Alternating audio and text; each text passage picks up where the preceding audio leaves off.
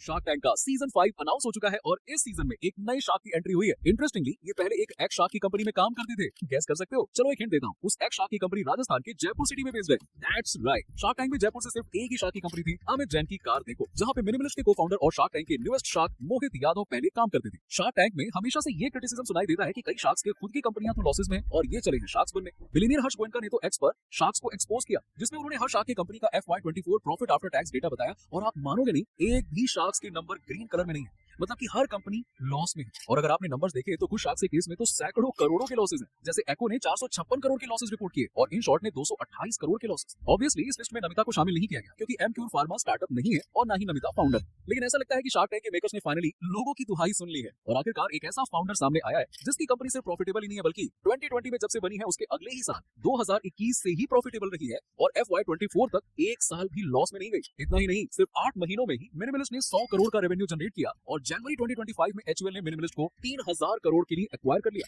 सिर्फ 4 साल पुराने ब्रांड ने इंडिया की अब तक की सबसे बड़ी ऑल कैश D2C डील पक्की की है और ये कोई मुंबई, दिल्ली, गुरुग्राम या बेंगलुरु जैसे किसी स्टार्टअप सिटी से नहीं बल्कि जयपुर में बेस्ड है। और तो एक्विजिशन के वक्त फाउंडर्स के पास कंपनी का 60% था, यानी कि टोटल अमाउंट में से 1775 करोड़ दोनों फाउंडर्स के हिस्से में जाएगा। शायद सबसे इंपॉर्टेंट पॉइंट ये है कि मिनिमलिस्ट खुद अपने प्रोडक्ट्स की मैन्युफैक्चरिंग करते हैं, किसी थर्ड पार्टी से नहीं करवाते हैं। इन सारे रीजंस की वजह से मोहित अल्टीमेट शार्क बन सकते हैं क्योंकि कंपनी प्रॉफिटेबल होने से अपनी मैन्युफैक्चरिंग ओन करने तक लगभग हर क्रिटिसिज्म जो हमने ऑडियंस से शार्क्स के बारे में सुनी है, मोहित उसे रिवर्स करने के लिए आए हैं। अमन भी अपने आप को इस सक्सेस स्टोरी के बारे में ट्वीट करने से रोक नहीं पाए, लेकिन इतने कट थ्रोट मार्केट में जहां यूनिलीवर, हिमालय, लॉरियल और P&G जैसे जायंट्स और मामा अर्थ, शुगर कॉस्मेटिक्स और माई ग्लैम जैसे न्यू एज ब्रांड्स मौजूद हैं, वहां मिनिमलिस्ट ने कैसे स्टैंड आउट किया। 2018 में मिनिमलिस्ट की कहानी शुरू हुई जब मोहित और उनके भाई राहुल यादव अपना खुद का कुछ शुरू करना चाहते थे। उस समय वो जयपुर में शार्क अमित जैन के कार देखो में सीनियर की पोजीशंस पर थे। मोहित वाइस प्रेसिडेंट थे और राहुल डायरेक्टर ऑफ प्रोडक्ट्स थे। लेकिन उससे पहले भी उन्होंने 2011 में एक स्टार्टअप लॉन्च किया था, मैंगो स्ट्रीट, जो कि फिर हश बेबीज ने एक्वायर कर लिया। तो जब वो कार देखो में थे तब अमित जैन ने खुद भी उन्हें बिजनेस करने के लिए एनकरेज किया। फाउंडर ऑफ मिनिमलिस्ट ये मैंने पहले समझाया बैठा के भी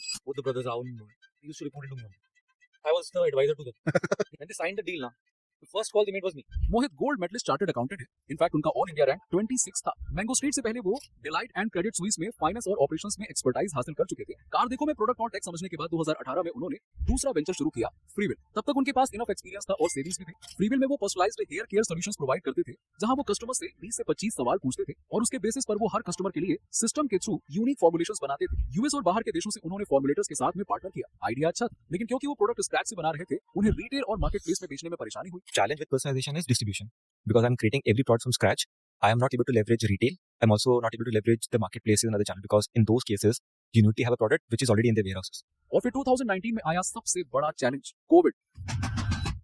कोविड में सारी सप्लाई चेन्स ठप पड़ गए और फ्रीविल को बैक स्टेप लेना पड़ा, लेकिन प्रॉब्लम तो फिर भी वही की वही थी। फ्रीविल के दौरान वो कई सप्लायर से मिले और उन्हें ब्यूटी इंडस्ट्री के अच्छे बुरे दोनों साइड्स के बारे में पता चला। उन्हें पता चला कि 90% ऑफ द टाइम ब्रांड्स के पास में कोई क्लिनिकल प्रूवन डेटा नहीं होता है, लेकिन वो मार्केटिंग ऐसी करते हैं कि फलाने शैम्पू में ये इंग्रेडिएंट्स है जिससे कि आपका हेयर फॉल रुक जाएगा। इतने श्योरिटी के साथ में बोलते हैं कि लोगों को यकीन हो जाता है। आई एम श्योर कि हमें से कोई ना कोई कभी ना कभी इनकी मार्केटिंग स्ट्रेटजीज का शिकार बना होगा। फिर कभी वो डाल देते हैं अपने शैम्पू में रोज एक्सट्रैक्ट या फिर कभी अनियन एक्सट्रैक्ट और ऐसे ही कुछ ना कुछ करके चलता रहता है। For a while, even for hair loss in India, onion and onion related product become a fad, and after 2 years it becomes something else, right? If something is actually revolutionary, deliver what it promises, there's no need for any brand to change those stories every 2 years. Minimalist ने अपने execution में ऐसे ही अनोखे strategies को apply किया जिससे वो इतने रिकॉर्ड्स तोड़ पाए। ऑनेस्टी, उन्हें एक चीज बिल्कुल क्लियर थी, जो चीजें हमें खुद को पसंद नहीं है, जैसे कि झूठे क्लेम करना, वो हम अपने प्रोडक्ट्स में कभी लेकर नहीं आएंगे। छोटे छोटे फॉन्ट्स में इंग्रेडिएंट छिपाकर डालने के बजाय उन्होंने बोल्ड क्लियर फॉन्ट में अपने फॉर्मुलेशंस को हाईलाइट किया। लेकिन एक चीज नोटिस करना, ये देखो, ये दो अलग अलग ब्रांड्स की वेबसाइट, लेकिन अगर इन्हें कंपेयर करो तो आपको लगभग सब कुछ सिमिलर नजर आएगा। दैट्स राइट, लेफ्ट साइड पर आप जो वेबसाइट देख रहे हो वो दरअसल यूएस के फास्टेस्ट ग्रोइंग ब्रांड्स में से एक था,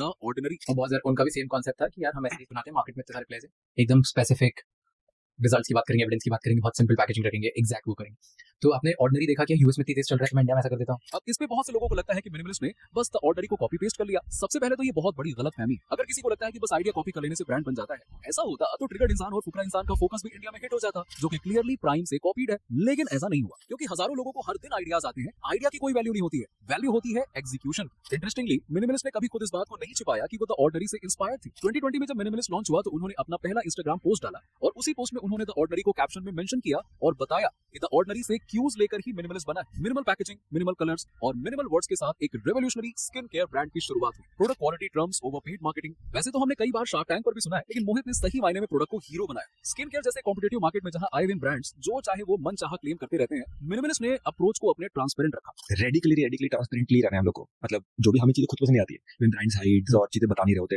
यार, वो कभी नहीं करेंगे। तो हमने नॉट जस्ट की एक्टिव कॉन्सेंट्रेशन लिख दिया, वी इवन शेयर किया हमारा सप्लाई कौन है। उन्होंने अपने इनिशियल कस्टमर से एक्टिवली जेन्युइन फीडबैक लिया, उन्हें क्या पसंद है और क्या नहीं पसंद, कस्टमर्स क्या चाहते हैं। ये फीडबैक उनके लिए बहुत ज्यादा वैल्यूएबल था, क्योंकि उससे उन्हें पता चला कि कौन सी चीजें बिल्कुल भी नहीं करनी है। उस फीडबैक से जितना अच्छा उनका प्रोडक्ट बनता गया, उतने ही लोग अपनी स्टोरी शेयर करते गए, जिससे उनकी ऑर्गेनिक मार्केटिंग बन गई। आप विश्वास नहीं करोगे, मिनिमलिस्ट ने अपने फर्स्ट मंथ में ही 1 करोड़ के प्रोडक्ट्स बेच दिए थे। उन्होंने अपने प्रोडक्ट पर इतना काम किया कि वो उसकी कम से कम मार्केटिंग करते हैं और बजाय आउटसोर्सिंग के, क्योंकि वो खुद अपने प्रोडक्ट की मैन्युफैक्चरिंग करते हैं, इसीलिए उनका प्रोडक्ट क्वालिटी पर अच्छा खासा कंट्रोल है। इसीलिए जहां दूसरे ब्रांड्स इन्फ्लुएंसर मार्केटिंग पर करोड़ों रुपए खर्च कर रहे थे, मिनिमलिस्ट ने हार्डली इन्फ्लुएंसर मार्केटिंग पर खर्च किया। यार हमने आज तक इन्फ्लुएंसर मार्केटिंग करी है, सिर्फ यार टोटल इन्फ्लुएंसर मार्केटिंग बजट पूरे 3 साल का वो 5 लाख के ऊपर नहीं होगा अभी तक। And that too sometime my team would have done कि यार ये तो कर लेना चाहिए प्लीज।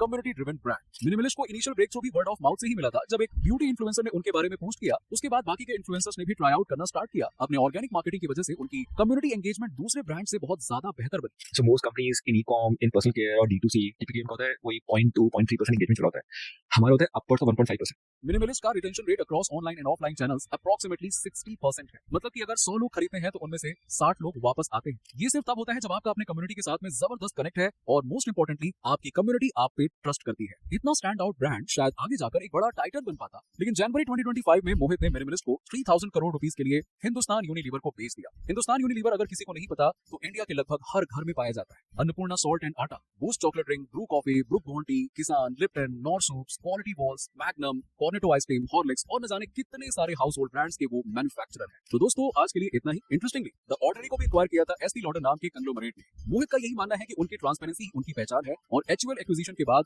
वो नहीं बदलना चाहिए और इसीलिए एग्जिट के बाद भी वो आज भी मिनिमलिस्ट के ऑपरेशंस में इन्वॉल्व है। So you run the ship. We run the ship. Yeah. So There's no change in that. no change in that. Even though ownership has changed completely. आपको क्या लगता है, मिनिमलिस्ट का ब्रांड एथोस HUL जैसे conglomerate के अंदर बदलेगा? क्या मिनिमलिस्ट के मोहित यादव शार्क टैंक के लिए बिल्कुल सही शार्क रहेंगे? इनफैक्ट शायद उनके जैसे ही शार्क्स की तो शो को असली जरूरत है। आप क्या कहते हैं? कमेंट्स में जरूर बताइए।